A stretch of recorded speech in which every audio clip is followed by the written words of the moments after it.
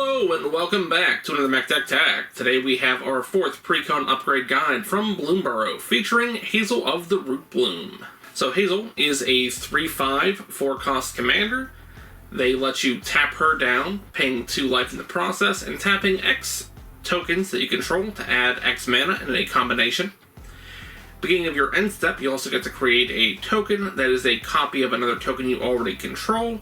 And if that token happens to be a squirrel, you get an extra one. A little bit of bonus. So, as always, we're going to go ahead and cut 10 cards out of this bad boy.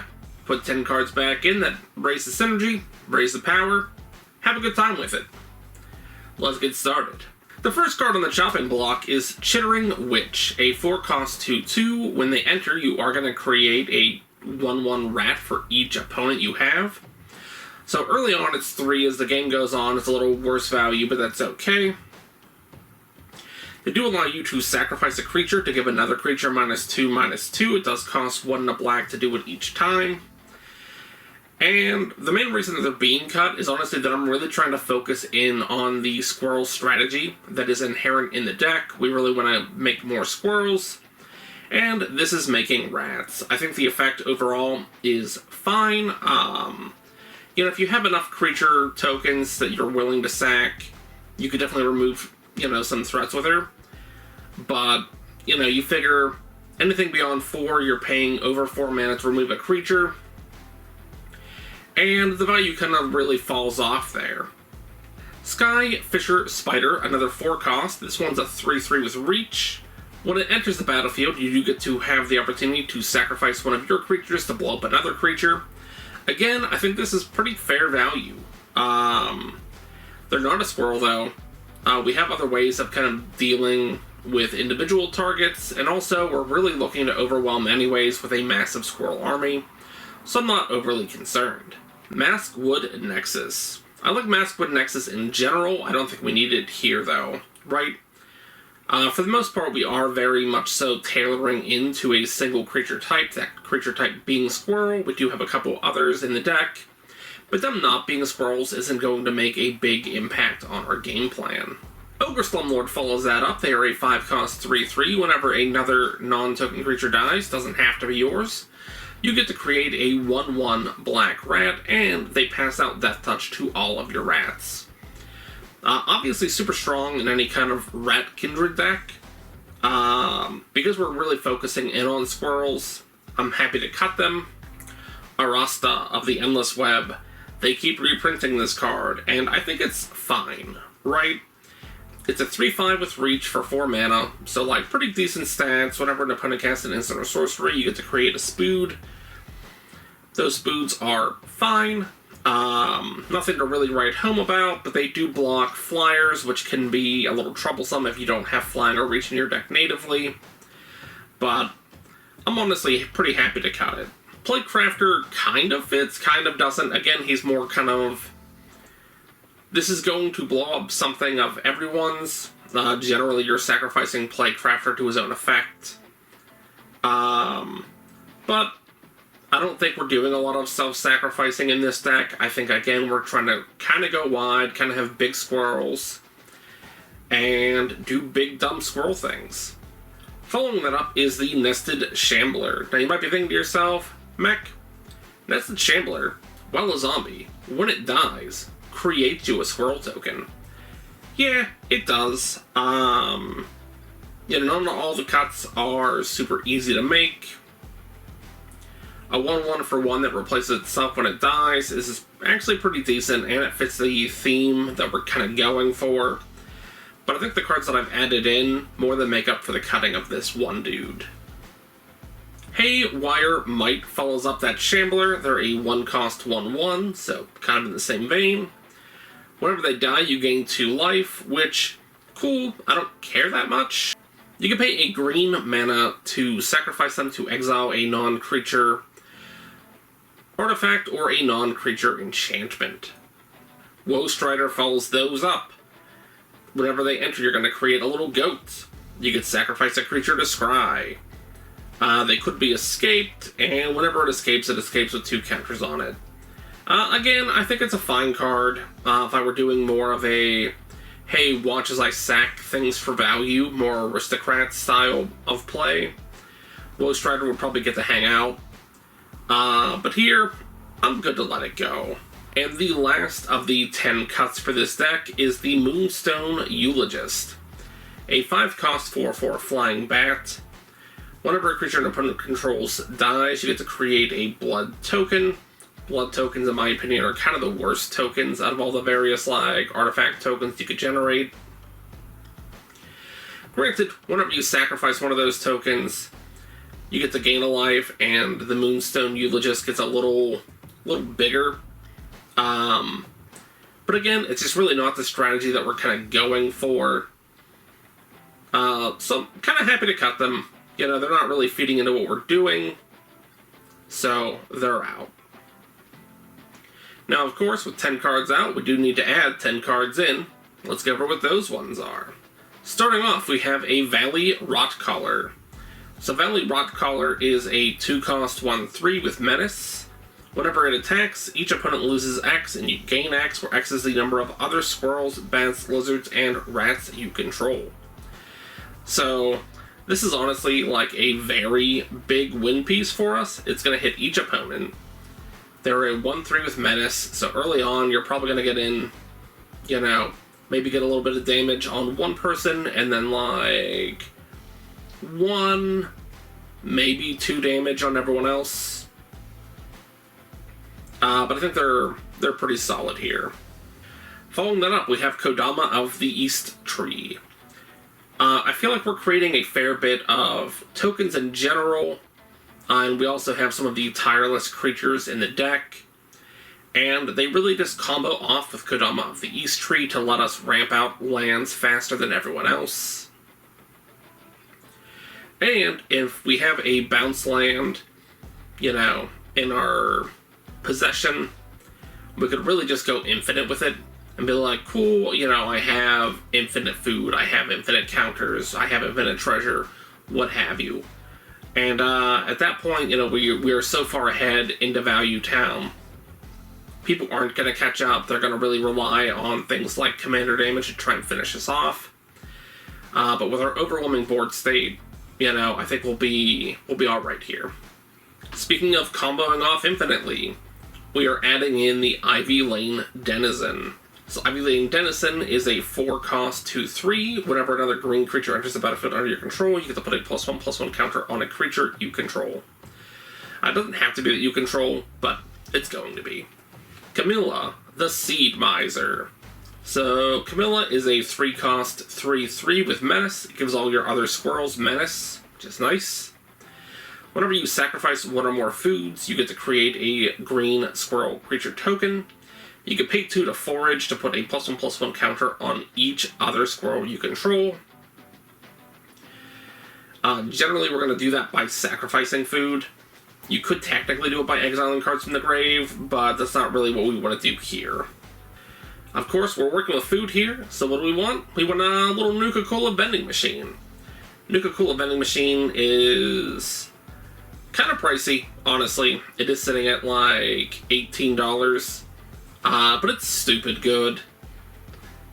So you pay 3 mana to cast it, you pay 1 and tap to create a food. Whenever you sacrifice a food, you get to create a tapped treasure token. I understand why they made it a tapped treasure token, kinda wish it weren't though. It's super strong here. Jaheira, Friend of the Forest, follows up that vending machine. They're a 3-cost 2/3, and they make it so all of our tokens can be tapped down for green mana. I think that any token deck that runs in green really benefits from Jaheira. She's moderately budget, sitting around the $4 mark. But definitely a solid add here, right? We're going to ramp way ahead of all of our opponents. And just keep running off into the sunset that is Value Town.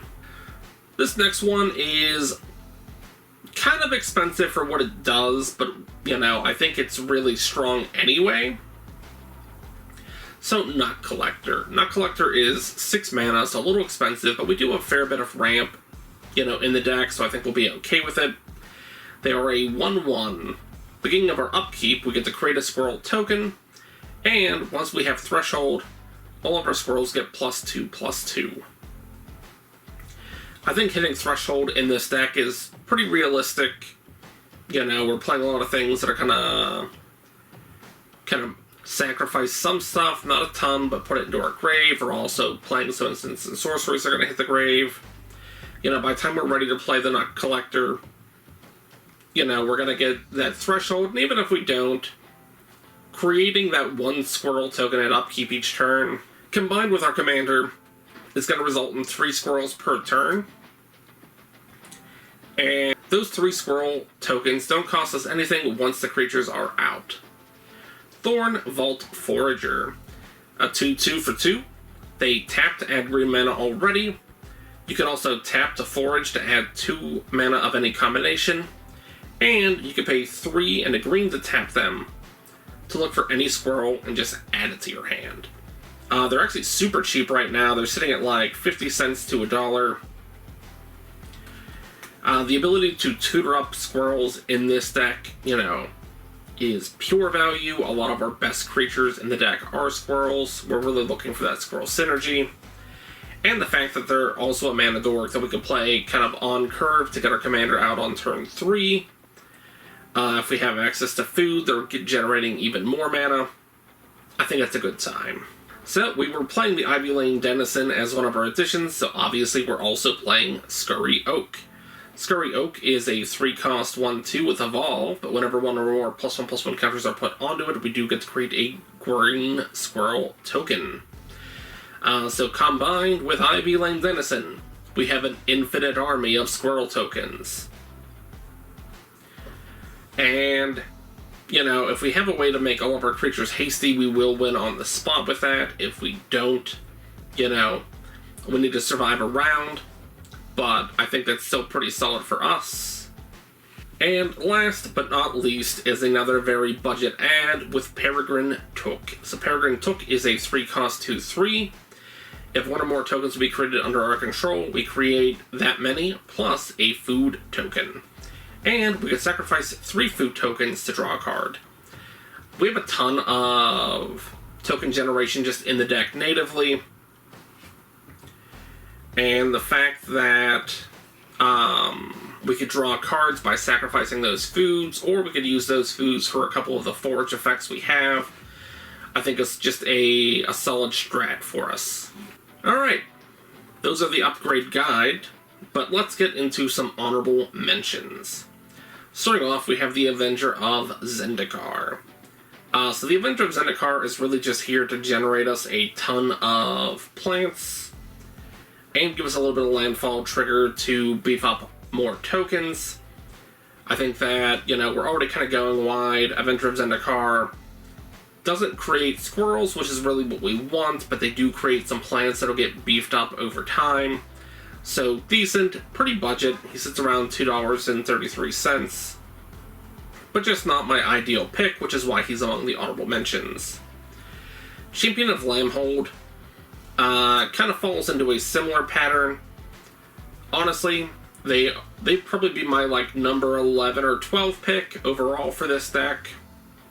And it's just because we're creating so many tokens, right? They're going to get huge quickly. As they're getting huge from all of our tokens entering, we're going to make it so none of our creatures can be blocked. We're going to swing in for easy combat victories. But, you know, they're not squirrel. It feels a little samey as a lot of other decks out there, and I try and keep these a little fresher, a little more niche. We're fucking with food, so we have the Experimental Confectioner, a 3-cost 2/3. They create a food whenever they enter the battlefield, and whenever we sacrifice a food, we get to create a 1/1 black rat that can't block. So I think Experimental Confectioner is pretty solid in any food deck. Again, I was trying to really hone in on squirrels, which is why they didn't get to make the cut. Mirkwood Bats. Honestly, again, super strong, very similar to Champion of Lambhold. It feels like it should just be an addition to the deck, but I didn't want it to be overly like, oh, you're playing a black token deck? You should add Mirkwood Bats. Like, that doesn't feel like I'm adding value to you. Springheart Nantuko. So this is from MH3. They are a 2-cost 1/1. They could be bestowed. The enchanted creature gets +1/+1, and whenever a land enters the battlefield under your control, you can pay 2. If it's attached to a creature, you create a token that's a copy of that creature. If you didn't create a token this way, you get a green 1/1 insect creature token. So the ability to copy your creatures is obviously strong. You're really looking for non-legendary creatures to do that too, which is honestly kind of why they didn't make the cut, but they're very strong regardless. Ygra, Eater of All, feels like they really want to just be a commander themselves. I'm sure they do find the 99 of this deck. They are sitting at $13. They're strong, you know them, you love them. But I didn't want to kind of pivot to a whole new commander. Right, we're trying to focus on squirrels here. The last of the honorable mentions are all enchantments. So, doubling season, let's make extra tokens, and extra counters, but mainly extra tokens. Growing Rites of Itlimoc is a solid, hey, check out all these creatures I have. Look how much mana that's worth. Knight of Sweet's Revenge is, hey, all of my food now taps for green mana. So it's very similar to Jaheira. I think Jaheira's a little stronger because it doesn't just pass it out to the food, it passes it out to all of your tokens.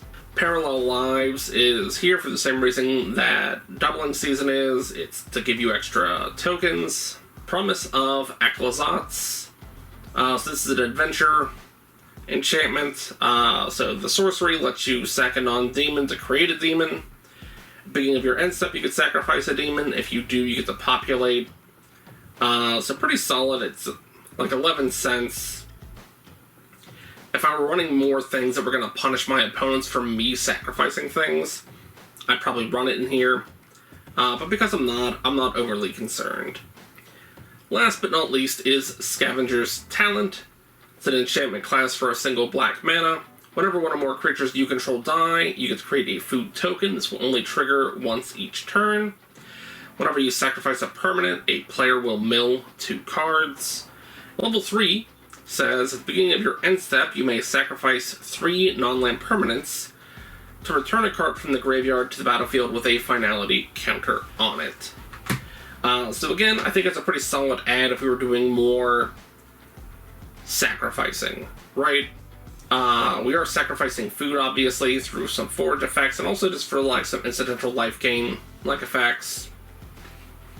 But it's definitely not the main strategy of the deck, in my opinion. But guys, that is the upgrade guide. You know, we definitely have a couple weeks before I think we're gonna see any of the spooky precons that are coming out for Duskmourn. Do you wanna... I have some Assassin's Creed decks that are in the pipeline that I need to make videos for. But aside from those, do you guys want to see, like, some custom commanders from Bloomburrow? If so, which ones? Do you want to see upgrade guides for the alternate commanders from the precons? You know, let me know. But if you enjoyed the video, you felt like you got a little bit of value out of it, go ahead and hit that like button, subscribe to the channel, ring the bell to make sure you never miss an episode. Leave some comments down below. You know, do all the algorithm things. But I'm Mechanized Minion, aka the Energy King, and until next time, good luck with your builds.